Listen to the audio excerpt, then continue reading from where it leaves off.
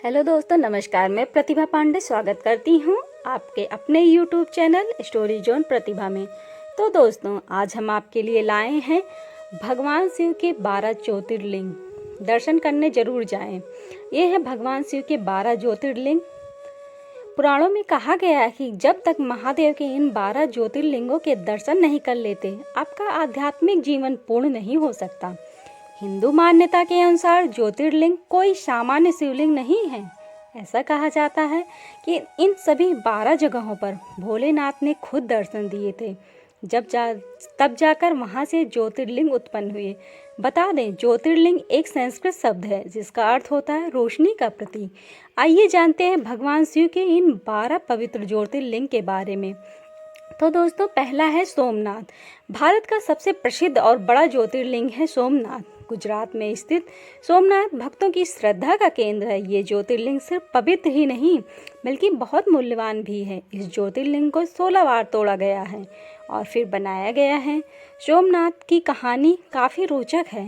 ऐसा कहा जाता है कि चंद्र ने राजा दक्ष की सभी 27 बेटियों के साथ विवाह किया था, लेकिन प्रेम वो सिर्फ रोहिणी से ही करते थे।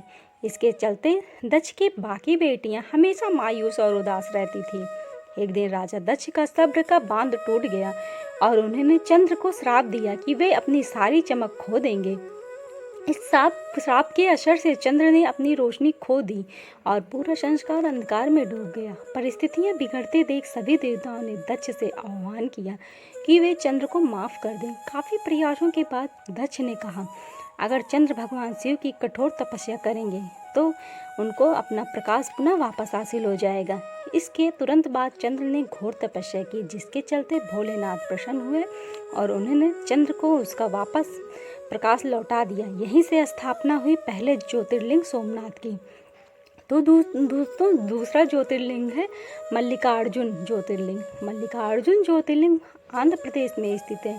ये देश का दूसरा प्रसिद्ध ज्योतिर्लिंग है। इस ज्योतिर्लिंग की कहानी इस प्रकार है। प्राचीन काल में बताया जाता है कि एक बार माता पार्वती और भगवान शिव भी दुविधा में फंस गए थे। दोनों इस बात का निर्णय ही नहीं कर पा रहे थे कि पहले शादी गणेश की हो या कार्तिकेय की। फिर दोनों ने मिलकर एक प्रतियोगिता आयोजित की। इसके अनुसार गणेश और कार्तिकेय में जो भी सबसे जल्दी संपूर्ण धरती का चक्कर लगा कर आएगा, उसकी शादी पहले की जाएगी। इसके तुरंत बाद कार्तिकेय अपने मोड़ पर निकल पड़े भ्रमण के लिए। वहीं गणेश ने माता पार्वती और शिव के इर्द गिर्द एक चक्कर लगा लिया। पूछे जाने पर गणेश ने बोला कि उनके लिए उनके माता पिता ही संसार हैं, इसलिए उन्होंने कहा उनका चक्कर लगा लिया। ये सुन माता पार्वती और भगवान शिव इतने प्रसन्न हुए कि उन्होंने गणेश का विवाह विश्व रूपम की दोनों बेटियां रिद्धि और सिद्धि से करवा दिया। ये देख कार्तिकेय को बहुत बुरा लगा और उन्होंने निर्णय किया कि वो कभी भी शादी नहीं करेंगे। इसके बाद वे श्रीशैला पहाड़ की तरफ निकल पड़े और अपनी आगे की जिंदगी वहीं व्यतीत की। जब माता पार्वती और शिव को इसके बारे में जानकारी मिली तो दोनों उनसे मिलने पहुंच गए। माता पार्वती उनसे पूर्णिमा के दिन मिली, वहीं भगवान शिव उनसे अमावस्या के दिन मिले। इस तरह से स्थापना हुई मल्लिकार्जुन ज्योतिर्लिंग की। तो तीसरा है महाकालेश्वर ज्योतिर्लिंग। भारत का तीसरा प्रसिद्ध ज्योतिर्लिंग है महाकालेश्वर। ये ज्योतिर्लिंग उज्जैन के रुद्र सागर झील के समीप बना हुआ है। ऐसी मान्यता है कि यहाँ कभी भी चंद्रसेन नाम के राजा का शासन हुआ करता था। वो भगवान शिव का बहुत बड़ा भक्त था और वहाँ की प्रजा भी महादेव को पूजती थी। एक बार रिपुदमन ने चंद्रसेन के महल पर हमला बोल दिया।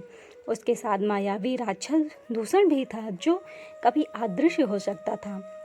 उस राक्षस ने वहाँ की प्रजा को प्रताड़ित कर दिया और पूरे महल को बर्बाद कर दिया। तब वहाँ की प्रजा ने भगवान शिव को याद किया और मदद की गुहार लगाई। ऐसा कहा जाता है कि वहाँ स्वयं महादेव ने दर्शन दिए और वहाँ की प्रजा की रक्षा की। इसके बाद उज्जैन के लोगों की प्रार्थना सुनकर भोलेनाथ ने निर्णय किया कि वे उज्जैन नहीं छोड़ेंगे। इस प्रकार से उत्पन्न हुआ महाकालेश्वर ज्योतिर्लिंग की। और दोस्तों, चौथा है ओंकारेश्वर ज्योतिर्लिंग। ओंकारेश्वर ज्योतिर्लिंग मध्य प्रदेश में स्थित है। यह ज्योतिर्लिंग नर्मदा नदी के पास शिवपुरी द्वीप पर स्थित है। ओंकेश्वर का अर्थ होता है ओंकेश्वर का भगवान। पुराणों के मुताबिक यहाँ पर एक बार देवताओं और असुरों के बीच बहुत बड़ा युद्ध हुआ, जिसमें असुरों ने देवताओं को परास्त कर दिया। इसके बाद सभी ने भगवान भोलेनाथ से प्रार्थना की कि वे आएं और उनकी रक्षा करें। और उनने उन राक्षसों का संहार कर इस प्रकार से वहाँ ओंकेश्वर ज्योतिर्लिंग की स्थापना हुई। और पांचवा है बैद्यनाथ ज्योतिर्लिंग। झारखंड में स्थित है ये प्रसिद्ध बैद्यनाथ ज्योतिर्लिंग। ऐसी मानता है कि यहाँ पूजा करने से आपके सभी कष्टों का निवारण हो जाता है। इस ज्योतिर्लिंग की कहानी महान पंडित और राक्षस रावण से जुड़ी हुई है। ऐसा कहा जाता है कि एक बार दशानन हिमालय पर भगवान की बहुत कठोर तपस्या कर रहा था। वो अपने सभी सिर एक एक करके भगवान शिव को अर्पित कर रहा था। जैसे ही वो अपना 9वां सिर भेंट कर रहा था तभी महादेव प्रकट हुए और रावण से कोई भी वरदान मांगने को कहा। तब रावण ने कहा कि वो चाहता है कि उसके साथ लंका नगरी चले जाएं और वहां जाकर स्थापित हो जाएं। जब भोलेनाथ ने रावण की ये प्रार्थना स्वीकार की, लेकिन साथ में ये शर्त भी रख दी गई कि अगर ये शिवलिंग उसने बीच में रास्ते में कहीं भी जमीन पर रख दिया तो वो हमेशा के लिए वहीं स्थापित हो जाएगा। रावण ने यह शर्त स्वीकार की और निकल पड़ा ज्योतिर्लिंग लेकिन लंका की ओर। भगवान शिव के इस निर्णय से देवता बहुत दुखी और चिंतित थे, क्योंकि वे भोलेनाथ को लंका जाते हुए नहीं देख सकते थे। फिर सभी देवता विष्णु के पास गए और उनसे समाधान निकालने की गुहार लगाई। ऐसा कहा जाता है कि जब विष्णु ने ऐसी लीला रची कि बीच रास्ते में रावण को लघु शंका लगी आई और वो शिवलिंग एक ग्वाले को सौंप कर चला गया, परंतु उस ग्वाले ने उस शिवलिंग को वहीं जमीन पर रख दिया और शर्त अनुसार वो ज्योतिर्लिंग वहीं स्थापित हो गया है। इस तरह उस ग्वाले के रूप स्वयं भगवान विष्णु आए थे लीला रचने के लिए। भीमाशंकर ज्योतिर्लिंग। भीमाशंकर ज्योतिर्लिंग की इतिहास में बहुत मान्यता है। ऐसे ज्योतिर्लिंग पुणे के सरहदी इलाके में स्थित है। इस ज्योतिर्लिंग की कथा जुड़ी है कुंभकर्ण के पुत्र भीम से। ऐसा कहा जाता है कि जब भीम को ये पता चला कि उसके पिता को मौत के घाट भगवान विष्णु ने राम के अवतार में उतारा है, वो उस बात से बहुत क्रोधित हुआ और उसने बदला लेने की ठानी।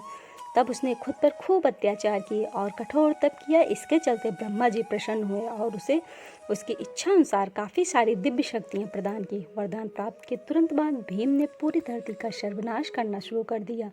उसने भगवान शिव के परम भक्त से भी युद्ध किया और उसे सलाखों के पीछे डाल दिया। धरती पर यह अत्याचार देख सभी देवता काफ़ी परेशान और विचलित हो गए। उन्होंने भगवान शिव से प्रार्थना की कि वे इस राक्षस का संहार करें। तब महादेव और भीम के बीच में भीषण युद्ध हुआ और महादेव ने उसे धूल चटा दी। तब सभी देवतागण के आग्रह पर वे वहीं रह गए और उनको मिल गया नया नाम भीमाशंकर ज्योतिर्लिंग। मान्यता तो ये भी है कि जो पसीना भगवान शिव का युद्ध के समय जमीन पर गिरा था, उसी की वजह से वहाँ भीम नदी उत्पन्न हुई। रामेश्वरम ज्योतिर्लिंग सबसे ज़्यादा प्रसिद्ध और चर्चित ज्योतिर्लिंग है। रामेश्वरम तमिलनाडु में स्थित इस ज्योतिर्लिंग को रामायण से जोड़कर देखा जाता है। भगवान राम जब माता सीता की खोज करते हुए रामेश्वर पहुंचे तब वहां थोड़ी देर विश्राम के लिए रुक गए। वहां जैसे ही वह जल पीने के लिए नदी के पास गए, उन्हें जल पीने से रोक दिया गया और एक आकाशवाणी हुई, जिसके माध्यम से कहा गया कि वो जल उनकी इजाज़त के बिना नहीं पी सकते। इसके बाद भगवान राम ने मिट्टी से एक शिवलिंग का निर्माण किया और उसकी पूजा अर्चना की। उनकी पूजा से प्रसन्न कर भोलेनाथ ने अपने दर्शन दिए और राम ने उनसे विजय होने का आशीर्वाद मांगा, जिससे वो अहंकारी रावण का वध कर सकें। भगवान शिव ने उन्हें आशीर्वाद दिया और स्वयं रामेश्वर ज्योतिर्लिंग के रूप में स्थापित हो गए। घृष्णेश्वर ज्योतिर्लिंग महाराष्ट्र के औरंगाबाद में स्थित है। इसका निर्माण अहिल्याबाई होलकर ने करवाया था। ऐसा कहा जाता है कि इस ज्योतिर्लिंग के तार जुड़े हैं एक विवाहित जोड़े से। जी हाँ, ये कहानी है सुधर्म और सुदेशा की। इस विवाह में सब कुछ बहुत अच्छा चल रहा था, बस दुख इस बात का था कि उनकी कोई संतान नहीं थी। तब सुदेशा ने निर्णय किया कि सुधर्म की शादी उनकी बहन घूसम से करवा दी जाए। दोनों की शादी होते ही उनको एक प्रतिभावान बालक हुआ, लेकिन सुदेशा को ये बात खटकने लगी और उसने मौका मिलते ही उस बालक को झील में फेंक दिया। जहाँ तो दोस्तों, आपको हमारे द्वारा बताई गई जानकारी कैसी लगी, आप कमेंट में ज़रूर बताइएगा। तो दोस्तों, शुरू करते हैं नागेश्वर ज्योतिर्लिंग। कृष्णनगरी द्वारका में स्थित है नागेश्वर ज्योतिर्लिंग। ऐसी मानता है कि ये ज्योतिर्लिंग सभी प्रकार के जहर के प्रभाव से सुरक्षित है। एक बार दारुका नाम के राक्षस ने शिव भक्त सुप्रिया को अपने कब्जे में ले लिया। उसके साथ उस राक्षस ने वो काफ़ी सारी महिलाओं को बंदीगृह में बंद करके रखा था। तब सुप्रिया ने सबको बोला कि वो ओम नमः शिवाय का जाप करें। जैसे ही दारुका को इस बात की भनक लगी, वो निकल पड़ा। सुप्रिया को मारने के लिए। लेकिन तभी महादेव प्रकट हुए और उन्होंने उस दुष्ट राक्षस का संहार किया। इस प्रकार द्वारका की धरती पर नागेश्वर ज्योतिर्लिंग की स्थापना हुई। काशी विश्वनाथ ज्योतिर्लिंग वाराणसी के घाटों पर गंगा के समीप स्थित है। ये विश्व प्रसिद्ध ज्योतिर्लिंग। ऐसा कहा जाता है कि जो भी व्यक्ति अपने जीवन की आखिरी सांस यहाँ लेता है उसे सीधे मोक्ष की प्राप्ति होती है। इस ज्योतिर्लिंग के विषय में एक नहीं बल्कि अनेक कथाएं चर्चा का केंद्र हैं। सबसे चर्चित कथा है ब्रह्मा जी और विष्णु जी के बीच हुए मतभेद की है। ऐसा कहा जाता है कि एक बार ब्रह्मा जी और विष्णु जी में इस बात पर बहस हो गई कि कौन ज़्यादा बड़ा है। तब ब्रह्मा जी ने अपने वाहन पर निकलकर स्तंभ का ऊपरी भाग खोजने लगे। वहीं विष्णु जी चले गए निचला भाग खोजने के लिए। तभी उस स्तंभ में से प्रकाश निकला और महादेव प्रकट हुए। अब भगवान विष्णु तो अपने कार्य में असफल रहे, लेकिन ब्रह्मा जी ने झूठ बोला कि उन्होंने ऊपरी छोर खोज लिया है। इस बात से भगवान शिव काफ़ी क्रोधित हो गए और उन्होंने ब्रह्मा जी को श्राप दिया कि उन्हें कोई नहीं पूछेगा।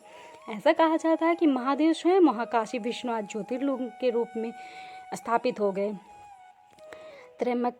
त्र्यंबकेश्वर ज्योतिर्लिंग नासिक में स्थित त्र्यंबकेश्वर ज्योतिर्लिंग की बहुत मान्यता है। ऐसा कहा जाता है कि गोदावरी नदी का अस्तित्व भी इसी ज्योतिर्लिंग की वजह से हुआ है। शिव पुराण के अनुसार एक बहुत ही प्रसिद्ध गौतम ऋषि हुआ करते थे। उनको भगवान वरुण से भी यह वरदान मिला था कि उनके पास कभी भी अनाज की कमी नहीं होगी। लेकिन दूसरे देवताओं को इस बात से जलन होने लगी, तो उन्होंने एक गाय को उनके अनाज के ऊपर छोड़ दिया। उस गाय को देख ऋषि ने उस गाय को मार दिया। उनको बाद में इस बात का दुख हुआ और उन्होंने भगवान शिव की आराधना की। तब महादेव ने गंगा देवी को कहा कि वे ऋषि के इलाके से होकर निकले, जिससे उनके सभी पाप धुल जाएं। इस प्रकार वे नासिक में त्र्यंबकेश्वर ज्योतिर्लिंग के रूप में स्थापित हुई। केदारनाथ ज्योतिर्लिंग चारों धाम में से सबसे प्रमुख धाम माना जाता है केदारनाथ। उस पवित्र धाम में स्थापना हुई है केदारनाथ ज्योतिर्लिंग की। वैसे बता दें, भगवान शिव केदारनाथ में सदैव निवास करते हैं और वह जो भी वहां जाता है उसकी सभी मनोकामनाएं पूरी होती हैं। इस ज्योतिर्लिंग के सिलसिले में ये कथा काफ़ी चर्चित है। ऐसा कहा जाता है भगवान ब्रह्मा के दो पुत्र थे, नर और नारायण।